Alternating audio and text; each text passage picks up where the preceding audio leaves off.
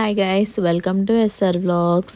So ఈ వీడియోలో మీకు క్లియర్ పిక్చర్స్ అయితే చూపిస్తున్నాను. క్లియర్ వీడియో లైక్ అమ్మవారి టెంపుల్ అయితే ఎలా ఉంది అని. సో బయట అయితే మనకి ఇలా మంచి పాండ్ అయితే ఉంది, బట్ అదంతా రిస్ట్రిక్ట్ చేస్తుంది, మనం లోపలికి అయితే వెళ్ళలేము. అండ్ మీరు ఎక్కడ చూసినా సరే ఇలా నాగదేవత విగ్రహాలు అయితే ప్రతిష్ఠించారు.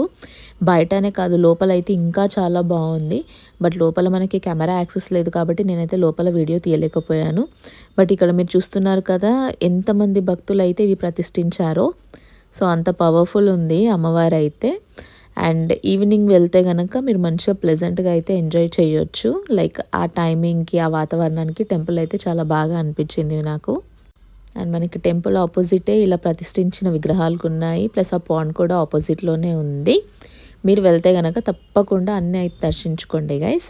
Hope you like the video and see in the next vlog. And ఇలాంటి మంచి కంటెంట్ అయితే ఇంకా తొందరలోనే రాబోతుంది. Do like, share and subscribe the channel guys. Bye bye.